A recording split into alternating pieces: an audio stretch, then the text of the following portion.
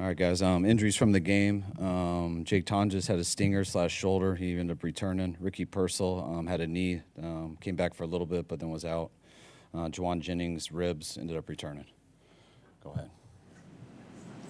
How do you think that the whole game your guys had the right energy level, or would it just seemed a little slower than usual? The rhythm was a little off. Did you feel that today? No, not at all. I thought our energy was fine. I thought it was, I think rhythm was tough, probably with the 4 turnovers. And I think we had 1 punt in each half, 4 turnovers. One of them that I think would have been a touchdown. It's tough to overcome those 4 turnovers. Then you give up a punt return for a touchdown, and then we didn't get any. So still had a chance to win that. Had the ball with 2.5 minutes left, down 5, I believe, around the 50-yard line, but then had another turnover. Purdy's second interception, was that ball tipped at the line of scrimmage? I believe so. It looked like it. I mean, what did you think of his game? It seemed like some passes were high and off target. I mean, does the toe factor into any of that? You can ask him. I don't think so. And we all got to do better. He had some good plays today, but we all got to do better today. Turnover, do you think was going to be a touchdown, Kyle? On the one to McCaffrey. Percent healthy? Purdy. Yes. Just asked was about Purdy, but when it comes to Purdy, did it seem like he was just trying to knock some dust off maybe, or some rust off when he got back out there? What did you see from Purdy? I saw some inconsistency with our whole offense. Moved the ball, but really killed ourselves on 4 different turnovers. 2 were fumbles and 2 were picks. 1 was off a tip. 1 was just out of reach of Christian is what it looked like. He was waiting for him to get through there. The guy was grabbing him, so it took a little bit longer than usual. It just sailed on him a bit, and I thought the other one got tipped. But made some plays, still had a chance to win it at the end, and just it looked like they got through on that last blitz. But he's just got to protect the ball there. Well, there's a sequence in the first half. Penalty before the 3rd down there. Yes. And they didn't get to them. Did you signal that very clearly to them, or what happened? Yes, and they told me they messed up. So. And then on the challenge, it looked like we all saw the replay. It had so much time. Yeah. Did you think that was reversible? I did think. I thought I saw one that I thought was a chance to be reversible. So we took our shot on it, especially I think it was a 3rd and 15. It was a huge momentum change there, and I thought it was worth taking it.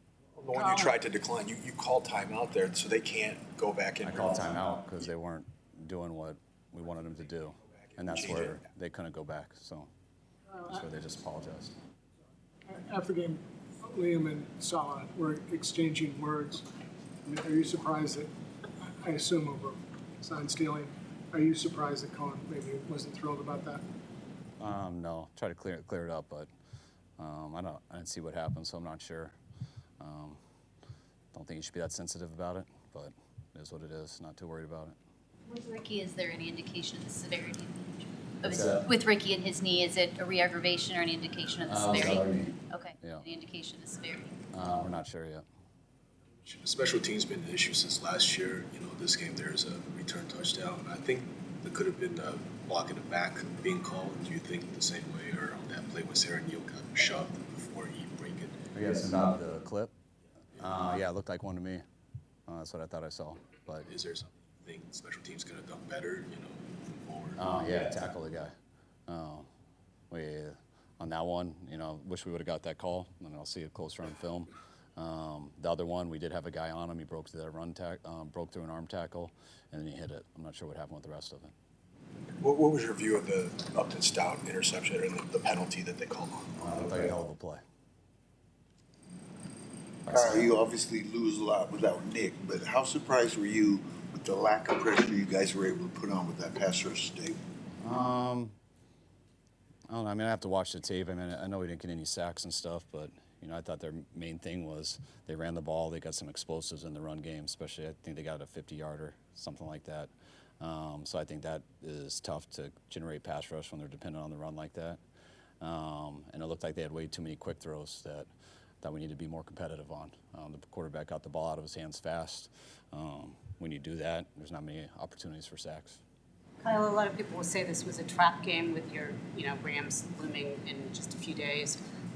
Did you feel that at all? That it was after you get the fast start, and then what do you do to kind of make sure that you're ready for? No, we didn't think it was a trap game at all. We've been watching film on them all week. We knew they were a good team, and we knew we'd have to play really well. And regardless of what we did playing wise, when you have 4 turnovers and get 0, that's kind of obsolete. But you can't let 1 become 2. We got a game here in 4 days. Guys got to get home, get to sleep, start recovering right away, and we'll get the players in on Tuesday. Obviously, it looked like you might have got one with Stout, but didn't. The call went the other way.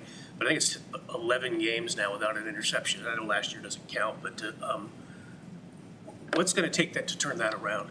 We got to catch one. We've had our hands on. To me at least 1 each game. The one we did come down with Stout, and unfortunately they called a penalty on that play. But we got when we get an opportunity to do it, we got to make sure to come down with it. What are you seeing out of the running game week after week that's not really breaking through? Just not enough explosives, really. I mean, we're getting extremely heavy 2-shell defenses, and I would have thought we would have done better today because you get heavy 2-shell defenses. You can't get a big explosive run. Usually comes down to 3rd down, and that's what we struggled at the week before. But I thought we did real well on 3rd down today, which should have kept us out there and kept us going. That's what's so frustrating with the turnovers that we had. How do you get a team out of playing a lot of 2-shell? I mean, what can you do to exploit 2-shell? You keep attacking them and score points. You run the ball. You make them come up there tighter. You stay on the field. Stuff I think would have happened. I think that's why we moved the ball a lot today. I don't think moving the ball is a problem, but you got to score points for it to count. I think we had 2 chances in the red zone that I believe we should have scored on. We didn't get it done, but I believe it was there. And then I was happy with us everywhere else in terms of staying on the field and moving on 3rd down, but when you turn it over on 1st and 2nd, it really doesn't matter. Is it positive to have a game in 4 days so that you don't dwell on this and you can just move forward? There's no difference to me. It'd be the same either way.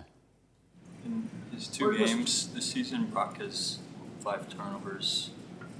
There's a lot that goes into that. How would you diagnose what the problem is there?